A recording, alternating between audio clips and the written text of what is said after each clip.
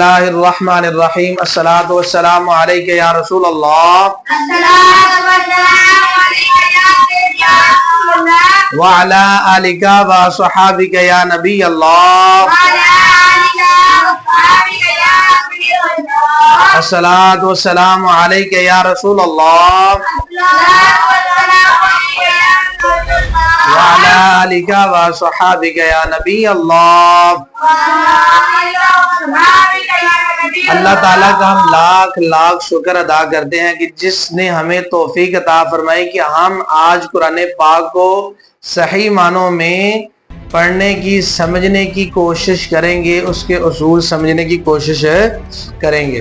तो आइए आज हम सबक पढ़ना है। आज का जो सबक है वो है खड़ी हरकत के हवाले से। सबक नंबर 8 हम पढ़ेंगे आज खड़ी हरकत के हवाले से। सबक नंबर 8 पढ़ना है। कौन सा सबक है? खड़ी हरकत है। तो आज हम इंशाअल्लाह अजीज खड़ी हरकत को समझेंगे और समझ के फिर कुरान पाक के ऊपर इसको अप्लाई भी करेंगे। ठीक है बेटा? तो पहले हम जो पीछे वाला सबक है उसको दोहरा लेते हैं, उसके बाद फिर हम इसकी तरफ आते हैं। पहले हमने पहले सबक में पढ़ा था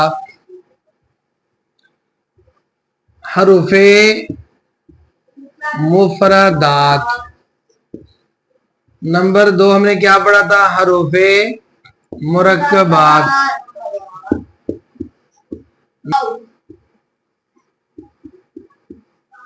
हरूफे करीबुस सौत। नंबर 5 हमने तनवीन के बारे में पढ़ा था और नंबर 6 हमने रवा पढ़ा था, यानी पिछली जो 5 तख्तियां उसका निचोड़। और 7 नंबर में हमने हरूफे मद्दा। अब आज का जो सबक है बेटा वो 8 नंबर खड़ी हरकत है। क्या है? खड़ी हरकत है।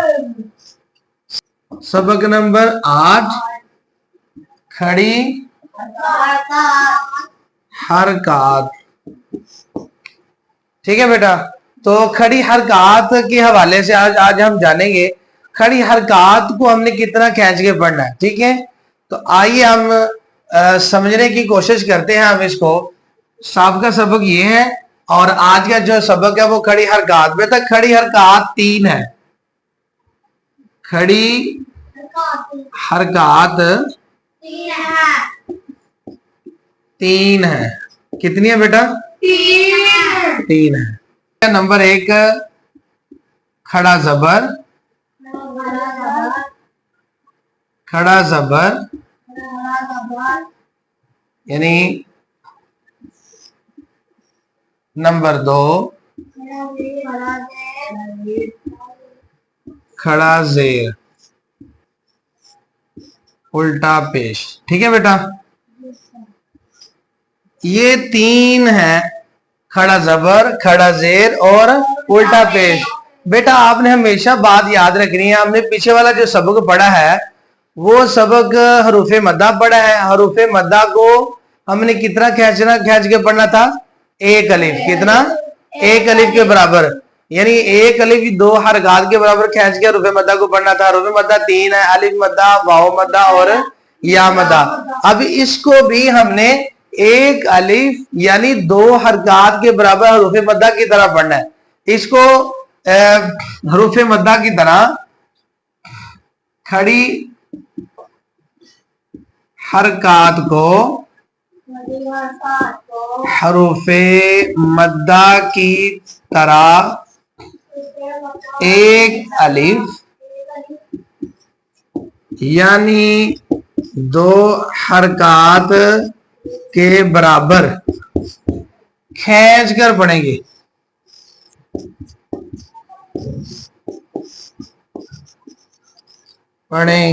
ठीक है बेटा?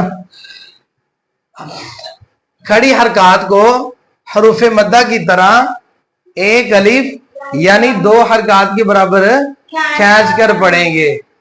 अब बेटा इसको हमने इसकी मिसाल भी समझने की हम कोशिश करते हैं। तो पहले हमने ये समझ लिया कि खड़ी हरकत को कितना लंबा करना है। अब ये हम समझेंगे कि बेटा जो खड़ा जबर है वो किसके कायम मकाम है, खड़ा जेर किसके कायम मकाम है और उल्टा पेश किसके कायम मकाम है। चलिए अब हम सीखने की कोशिश ये करते हैं। بیٹا کھڑا جو زبر ہے نا, کھڑا زبر یہ والا, یہ کس کے قائم مقام ہے؟ الف مدہ کے. الف مدہ کے قائم مقام ہے.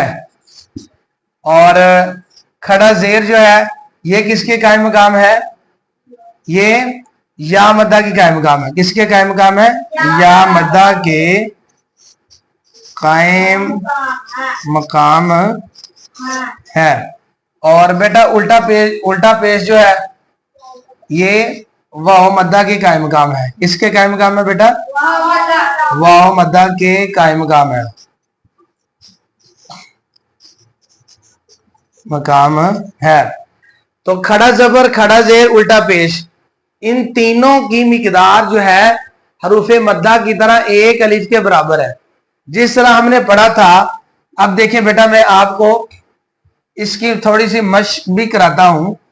میں نے حرف ڈالا با, با کے اوپر میں نے کھڑا زبر ڈالا, تو اس کو ہم کیسے پڑھیں گے؟ با کھڑا زبر با, ایک الف کی برابر کھینچ کے پڑھنا ہے. آگے کھڑا زیر میں ڈالتا ہوں, با کے نیچے کھڑا زیر ہے, تو بیٹا اس کو کیسے پڑھنا تھا؟ با کھڑا زیر بی, با کھڑا زیر بی. شاباش, ایک الف کی مقدار تک کھینچ کے پڑھنا ہے, اس سے زیادہ نہیں کھینچنا آپ نے. اسی طرح با کے اوپر میں الٹا پیش ڈالتا ہوں, تو بیٹا اس کو کیسے پڑھیں گے؟ با الٹا پیش بو. اب آپ کو بولا کہ قائم مقام ہے, یہ الف مدہ کی قائم مقام ہے کھڑا زبر. یہ میں جیسے حروف مدہ ہم نے پڑھی تھی نا با, اب یہ دیکھیں با الف زبر با, تو اسی طرح دیکھیں با کھڑا زبر با, دونوں کی مقدار ایک الف کے برابر. اسی طرح یہ دیکھیں کھڑا زیر ہے یہ, ٹھیک ہے, یہ یا مدہ کے قائم مقام ہے. اب یہ دیکھیں اس کو پڑھیں با کھڑا زیر بی, اس کو پڑھیں با یا زیر بی, تو دونوں کی مقدار ایک الف کے برابر. اسی طرح الٹا پیش ہے. اب یہ واو مدہ کے قائم مقام ہے, با میں ڈالتا ہوں, تو یہ دیکھیں اس کی مشق کرتے ہیں. با الٹا پیش بو, تو یہ پڑھیں گے با واو پیش بو, دونوں کی مقدار ایک برابر ہے, ایک الف کے برابر ہے. تو بیٹا جو کھڑی حرکات ہے یہ حروف مدہ کی طرح ایک الف کے برابر اس کو کھینچ کے پڑھنا ہے. تو جو با کھڑا زبر ہے کس کے قائم مقام ہے؟ الف مدہ کے. کھڑا زیر کس کے قائم مقام ہے بیٹا؟ یا مدہ کے. اور الٹا پیش کس کے قائم مقام ہے بیٹا؟ واو مدہ کے. اب آپ نے بیٹا اس انداز سے سمجھنے کی اس کو کوشش کرنی ہے کہ جو آنے والا جو سبق ہے جب اس کی سمجھ آ جائے گی نا آپ کو, تو پھر آنے والا سبق بھی آسان ہوگا اور قرآن پاک پڑھنا بھی آپ کے لیے آسان ہو جائے گا. تو اللہ تعالیٰ سے دعا ہے کہ اللہ تعالیٰ ہمیں اس کو صحیح معنوں میں سمجھ کے سیکھ کر اور اس انداز سے سیکھے کہ دوسروں کو ہم سکھانے والے بن جائیں انشاءاللہ.